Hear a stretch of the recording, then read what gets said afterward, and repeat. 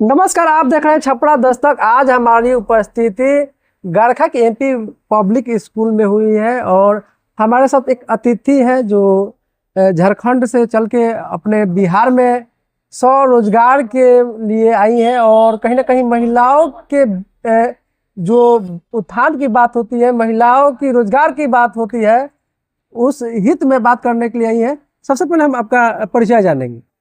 मेरा परिचय मैं रंजन सिंह राठौर हूँ। I am belong to Chhapra और I am the women president Jamshedpur Jharkhand.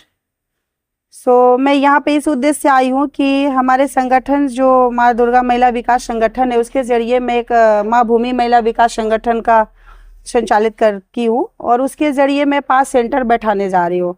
5 centre में जैसे कि आपका स्टिचिंग आएगा, जो महिला लोग को रोजगार से लेकर और महिला लोग को आपका हुनरबाज बनाने से लेकर रोजगार तक मैं फ्री इन कॉस्ट करवाना चाह रही हूँ। जिस तरह से मैम एक चीज देखा जाता है कि शहरी क्षेत्रों में जिस तरह से प्रचलन है महिलाओं को स्वरोजगार देना, उनको प्रशिक्षण देना, प्रशिक्षित करके उनको रोजगार के लिए प्रबल बनाना, क्या लगता है जिस तरह से आप गांव में अलख जगा रही हैं, गांव में मुहिम चला रही हैं, कितना कारगर होगा?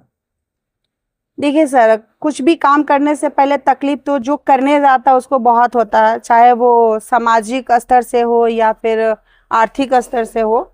और कोई भी काम अगर अच्छा करने जाइएगा तो अत्यंत आपको पीड़ादायक ही होता है। बस ये ठानना है कि मुझे करना है और मैं ऐसे कार्य करती हूँ और मेरा एक जिद है कि मैं करूँगी। जिस तरह से आपका संगठन झारखंड के अन्य जिलों में काम कर रहा है, बिहार के कौन कौन जिले अभी प्रमुख अभी छपरा सिवान में? छपरा सिवान जी। किस तरह का एनजीओ है और किन लोगों को यह प्रशिक्षित करता है? एनजीओ महिला के थीम पे है। जो महिलाएं हमारे जो पढ़ी लिखी नहीं है उनके लिए भी खास करके है।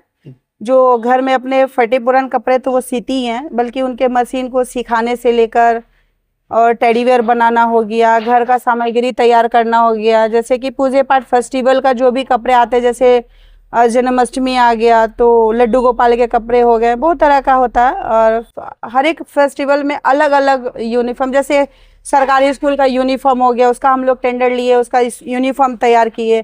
प्राइवेट स्कूल का भी यूनिफॉर्म हो गया।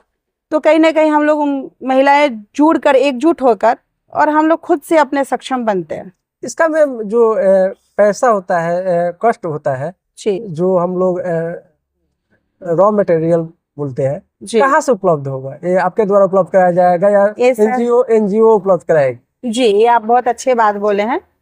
हमारे संगठन का, जैसे कि हम लोग झारखंड में महिला समिति के नाम से जाना जाता है और बिहार में जीविका दीदी के नाम से जाना जाता है। मैं खास करके उन सारी महिलाओं को बोलूँगी कि जो 15 लेडीज मिलकर एक ग्रुप बनता है, जो जीविका दीदी के नाम से बनता है। हमारे ब्लॉक में भी बहुत सारे सेवा उपलब्ध है महिलाओं लोग के लिए, थीम पे बहुत सारी मुहिम में काम चलता है। मैं ये बोलना चाहूँगी, जो हम लोग जीविका दीदी का एक ग्रुप बनाते हैं, समिति बनाते हैं, उस समिति से हम लोग को लोन कौन देता है? बैंक देता है। 1% में बैंक देता है, 2% हम लोग को भरता करते हैं, भरना पड़ता है। तो वो बैंक से लोन लेने के बाद क्या हम लोग उसको सही उपयोग करते हैं? घरेलू तंगी में आकर, चाहे अपने हस्बैंड को सपोर्ट करने में, या घरेलू किसी भी सामग्री को लेकर, या घर बनाने में, या किसी तरह का अपना निजी कार्यों को लेकर करते हैं। लेकिन बहुत सारे ऐसे महिला, मैं एकदम बोलूँगी कि 100 लेडीज में मुश्किल से 25 लेडीज उस पैसा से रोजगार करती हैं। बाकी सारी महिलाएं जो अपने आर्थिक स्थिति से परेशान रहती है और वो लेने के बाद भरने में परेशान। तो मैं ये चाहूँगी कि हमारे सेंटर के माध्यम से जुड़कर जो जीविका दीदी लोग हैं लोन लेती हैं, सेम उसी तरह हमारे सेंटर में लोन भी प्रोवाइड किया जाएगा।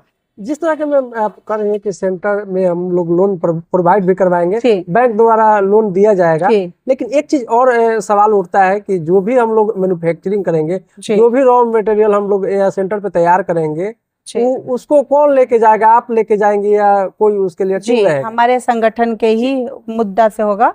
जैसे कि हम लोग छोटा से समिति से एक संगठन बनाते हैं जी। 10 लेडीज से हम लोग जोड़ के आज 500, 5000, 10,000 लेडीज बना चुके। तो उसके जरिए हम लोग का बैंक से लोन का माध्यम से भी बढ़ोतरी होता है। उस लोन का पैसा हम लोग सदुपयोग कर उसी से हम लोग मटेरियल लाते हैं, उसी से हम लोग स्टिचिंग करते हैं, उसी से हम लोग इनकम भी करते हैं। और जिनको स्टिचिंग के माध्यम से जो उनका दिहाड़ी होता है, जैसे कि 15 दिन पे, महीना दिन पे, उनका हम लोग दिहाड़ी भी पूरा करते हैं। हमारे सेंटर का सबसे बड़ा अच्छा खासियत है कि उसमें सिर्फ केवल महिलाएं हैं, चाहे वो गार्ड हो, स्वीपर हो, स्टिचिंग मास्टर हो, या सेंटर लीडर हो, या फिर जो भी अध्यक्ष हो, जो भी है, वो लेडीज ही केवल रहती हैं। और हम लोग का प्रोवाइड करना बैंक से लोन लेना, जो 1% में लोन मिलता है और 2% हम लोग भरते हैं। जिस तरह से मैम एक चीज ग्रामीण क्षेत्र में, रूरल क्षेत्र में देखा जाता है कि एनजीओ को लेकर लोगों में हेजिटेशन बहुत रहता है कि कितना दिन काम करेगा, रहेगा कि नहीं रहेगा, इसको लेके आप कैसे देखती हैं? जी बिल्कुल, आप सर अच्छा बात बोले। मुझे नहीं लगता है कि आज तक ऐसा मुहिम चला होगा जी। जो घर घर में, घर घर लेडीज लोग को जाके जागरूक करना, उसके बाद उसको जीविका दीदी से जोड़ना, उसके बाद उसको लोन प्रोवाइड कराना, उसके बाद उसको फ्री में हुनरबाज बनाना।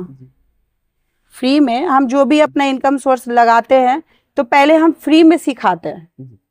तो सिखाने में मेरा तो मेहनत भी लगा, इनकम भी लगा, और सीखने के बाद मुनाफा भी हम लोग का अच्छा खासा आता है। जैसे कि सब लेडीज मिलकर एक साथ हम लोग काम करते हैं तो उसका मुनाफा भी अच्छा खासा आता है।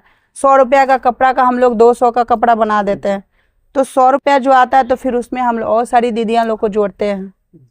तो वो सारा हर चीज मटेरियल से लेकर सारा जिम्मेदारी हमारे संगठन का होता है। अभी आपका बिहार में कहाँ सेंटर? अभी कहीं नहीं है, अभी शुरुआत है। हमारे माँ भूमि महिला विकास संगठन अभी सोचिए कि जन्म ही लिए हैं, और वो जन्म लेने के उद्देश्य बस यही कि उनको अब हम लोग हाथ पैर देंगे, खड़ा करेंगे और अपने मेहनत से सींचेंगे। अगर हमारे दर्शक चाहेंगे कि आपसे कैसे संपर्क हो, उसके लिए जी, उसके लिए मैं नंबर प्रोवाइड करवाऊंगी, और अब प्रेस के माध्यम से मैं अपना हेडलाइन विज्ञापन में अपने नंबर भी दूंगी, सेंटर का अपना नाम भी दूंगी, स्थान का नाम मतलब जगह का पता भी दूंगी, और हमारे संगठन का नाम है माँ भूमि महिला विकास संगठन। जी, बहुत बहुत धन्यवाद। Thank you sir.